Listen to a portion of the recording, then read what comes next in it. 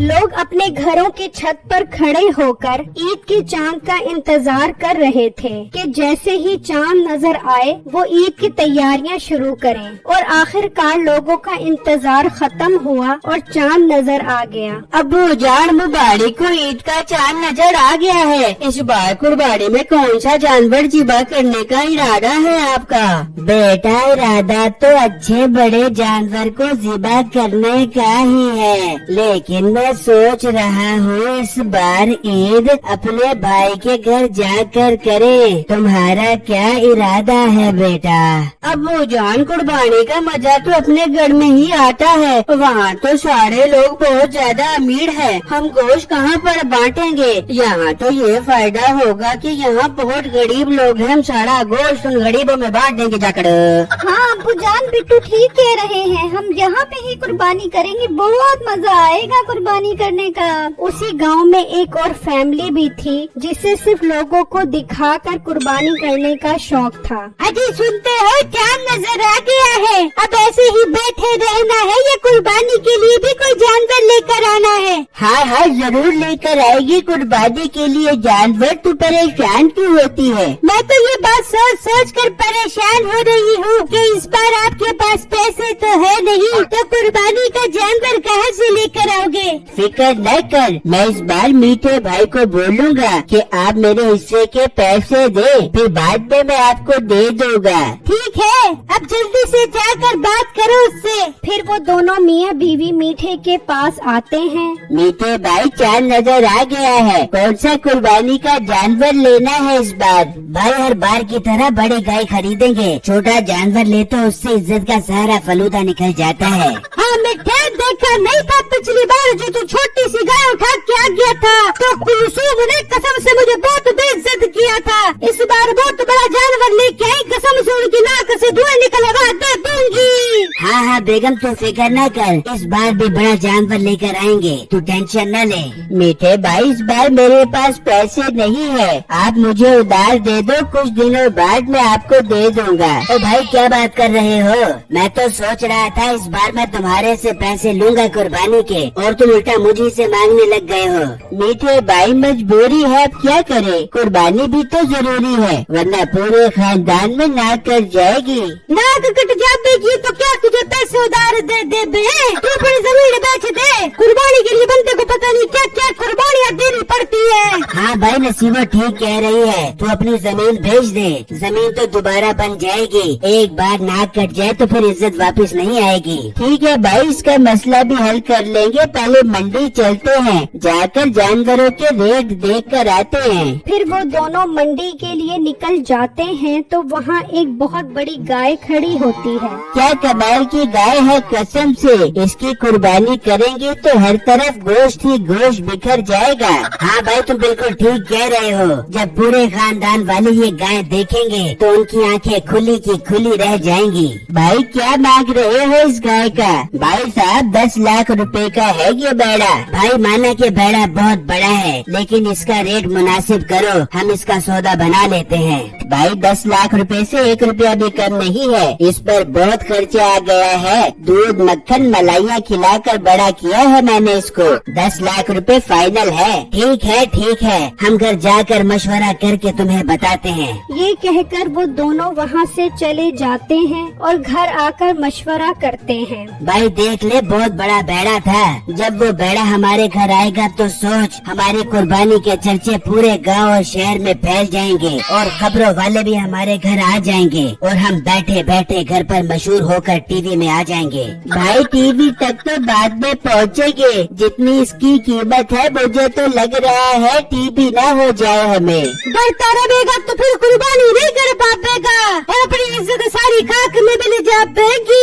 मेरी बात मान, अपनी जमीन बेच दे, मैं बाद में तुझे अपने सोने का हार बेच के जमीन दिलवा दे दूंगी। अच्छा मैं राजी हूँ जमीन बेचने के लिए, हम कल ही वो गाय खरीद आएंगे। वहाँ बिट्टू की बहन खुशी खुशी बिट्टू के पास आती है। बिट्टू भाई अब आ रही है, आप उनके साथ जाकर कुर्बानी की गाय ले आए। हाँ तुम बेफिक्र हो जाओ, बाबा जैसे ही आते हैं हम फौरन गाय लेने चले जाएंगे। चलो बिट्टू बेटा मंडी चलते हैं गाय खरीदने के लिए। जी अब्बू जान ठीक है, पर अब्बू जान इस बैग के अंदर क्या है? बेटा इस बैग में 10 लाख रुपए हैं। अगर हमें कोई अच्छे जानवर पसंद आ गए तो 2-3 जानवर ही खरीद लेंगे। जी ठीक है अब्बू जान, मतलब इस बार हम बहुत सारे जानवरों की कुर्बानियाँ करेंगे अपने घर के ऊपर। भाई बहुत खुशी हो रही है मुझे, मैं तो उन भेड़ों को खूब चारा खिलाऊंगी। फिर बिट्टू और उसका बाप मंडी के लिए निकल जाते हैं और जब वो मंडी में आते हैं तो उनकी नजर उसी गाय पर पड़ती है।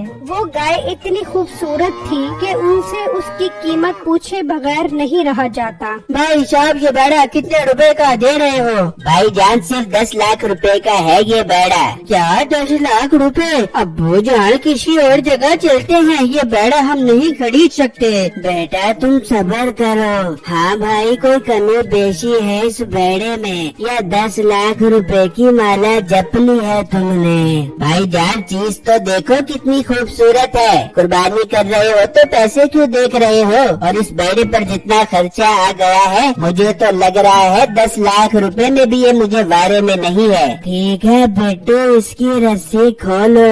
भाई अब ये बेड़ा हमारा हो गया है। अब्बू जान ये अब क्या कह रहे हैं? बिट्टू तुम चुप करो, तुम्हें मैं घर जाकर समझाता हूँ। फिर वो उसे पैसे देकर वो गाय खरीद लेते हैं और घर आ जाते हैं। हाय मैं मर गई, इतनी खूबसूरत गाय, मैं अभी अपने दोस्तों को फोन करके बुलाती हूँ। देखो बिट्टू हमने 2-3 जानवर खरीदने थे ना, तो ये बेड़ा उन 2-3 जानवर के बराबर है, इसीलिए मैंने खरीद लिया।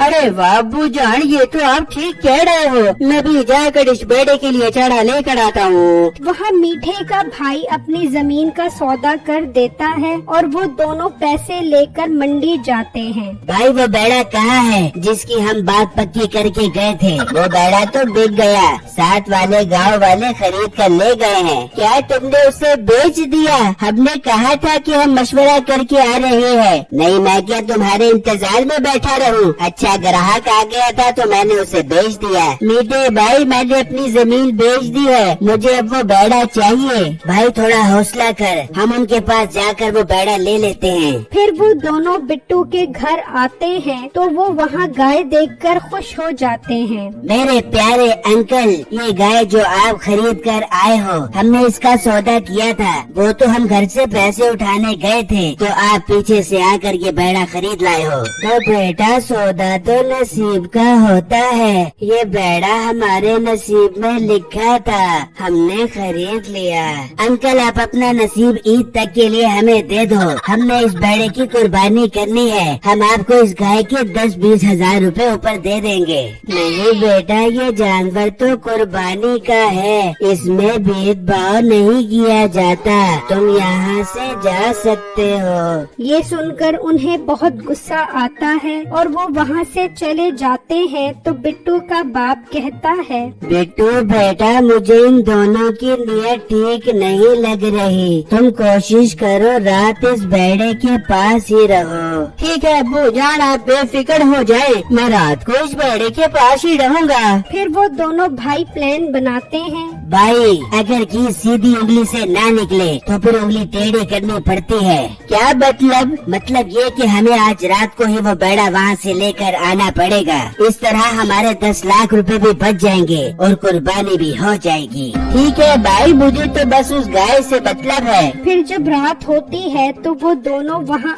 आते हैं तो उस उस वक्त बिट्टू गाय के पास बैठा होता है। वो दोनों वहीं खड़े होकर इंतजार करते हैं। तो कुछ देर बाद बिट्टू की आंख लग जाती है और वो दोनों उस गाय को खोल कर ले जाते हैं। फिर जब सुबह होती है, बिट्टू गाय कहाँ है? अब्बू जान, रात को वो बेड़ा यहीं पर था, ये हमारा बेड़ा कहाँ चला गया है? बिट्टू, तुम्हारी गफलत की वजह से वो गाय चोरी कर गए हैं। अब्बू जान, मुझे माफ कर दे, मुझसे गलती हो गई। अब हम अपनी गाय वापस कैसे लेकर आएंगे? फिर अचानक बिट्टू की नजर जमीन पर गाय के कदमों के निशान पर पड़ती है। अब्बू जान, ये तो हमारी गाय के पाँव के निशान है। अगर हम इस निशान का पीछा करें तो हम गाय तक पहुंच सकते हैं। फिर वो उनके कदमों का पीछा करते करते मीठे के घर पहुंच जाते हैं। तो वहाँ उनकी गाय खड़ी होती है। वो वहीं पर पुलिस को बुला लेते हैं और मीठे और उसके भाई को पकड़वा देते हैं और गाय वापस घर ले आते हैं। इस तरह उनकी कुर्बानी की गाय भी बच जाती है और मीठे और उसके भाई को भी सजा मिल जाती है। मेरी वीडियो को लाइक और मेरे चैनल को सब्सक्राइब कीजिएगा।